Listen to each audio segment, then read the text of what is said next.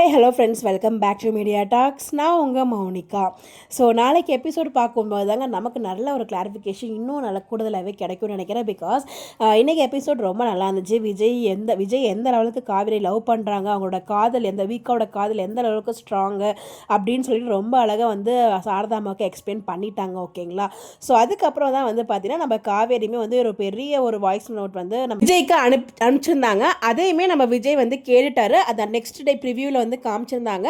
But ஆனால் நம்ம விஜய் பார்த்தீங்கன்னா அந்த வாய்ஸ் நோட் கேட்கும்போது ஸோ அந்த ஃபோனை கோமா கட் பண்ணுவா இல்லையா, அந்த ஒரு டார்க் ப்ளூ ட்ரெஸ் காஸ்டியூமில் தான் இருந்தார். ஸோ ஆனால் நேற்று அதாவது ஃப்ரைடே எபிசோடு என் பண்ணும்போது பார்த்தீங்கன்னா இப்போ நீங்கள் பிக்கில் பார்த்துட்டு இருக்கீங்க இல்லையா, ஸோ மாதிரி சோகமாக ஃபஸ்ட்டு பிக் இருக்கு இல்லையா, அந்த பிக்கில் ஒரு ட்ரெஸ் வியர் பண்ணியிருந்தாரு. அதே ட்ரெஸ் காஸ்டியூம் தான் பார்த்தீங்கன்னா நம்ம விஜய் வீட்லேயுமே அந்த தாத்தா பாட்டில் இருக்கும்போது அதே காஸ்டியூம் தான் இருக்கார். ஏன் அப்போ காருக்கு முன்னாடி சோகமாக உட்காந்துருக்க மாதிரி காமிச்சிருந்தாங்க. ஸோ அதை ஹாப்பியான நியூஸ் நம்ம காவேரி முதல் நைட்டே சொல்லிட்டாங்க. அந்த ட்ரெஸ் தான் அவர் நைட்டில் அந்த ட்ரெஸ் வியர் பண்ணியிருக்காரு. அடுத்த நாள் மார்னிங் மாதிரி தான் இருக்குது. அந்த ஃப்ரைடே அன்னைக்கு ஒரு ப்ரிவ்யூ போட்டிருந்தாங்க.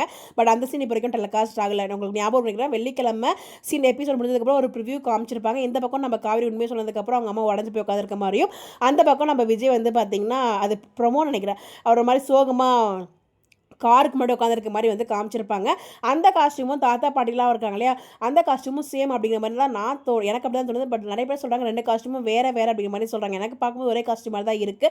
பட் ஏன் விஜய் சோகமாக உட்காந்துருக்காருன்னு தான் நமக்கு தெரியல. அடுத்த நாள் தான் அந்த ட்ராக் வரப்போகுது, நம்மளால் கெஸ் பண்ண முடியல. பட் எனிவேஸ் இந்த இடத்துல கண்டிப்பாக இது பாசிட்டிவாக இருக்கும் தான் எனக்கு ரொம்பவே நம்பிக்கையாக இருக்குது. பிகாஸ் நம்ம விஜய் எல்லாத்தையுமே கேட்டார். இதுக்கப்புறம் எந்த பிரச்சனையுமே இல்லை. நம்ம விஜய் கண்டிப்பாக நம்ம காவேரிக்கு சப்போர்ட்டாக தான் இருப்பார். நம்ம இதில் என்னென்னா காவேரி விஜய் டேட்டா சாரதாமாவை போய் பார்க்குறாங்களா, இல்லை விஜய் தாத்தா பாட்டி அந்த வீட்டுக்கு போக போகிறாங்களா, அதுதான் இப்போ ஒரு மிகப்பெரிய கேள்வியாக இருக்குது. பட் அந்த காஸ்டியூமும் நமக்கு கொஞ்சம் கன்ஃபியூஷனாக இருக்குது. ஸோ விஜயோட காஸ்டியூம் இப்போ கன்ஃபியூஸ் பண்ண மாதிரி தான் போயிட்டே இருக்குது. ஸோ பார்க்கலாம் என்ன நடக்குது அப்படின்னு சொல்லி. பட் எனிவேஸ் ஒரு பாசிட்டிவ் ட்ராக் தான் வரும்னு ஒரு ஹோப் இருக்குது.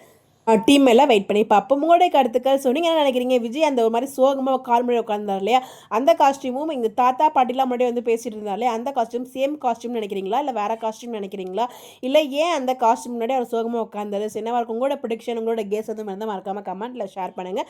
இந்த மாதிரி அப்டேட் தெரிஞ்சுக்க நம்மளோட சேனலை ஃபாலோ பண்ணிக்கோங்க. Bye bye.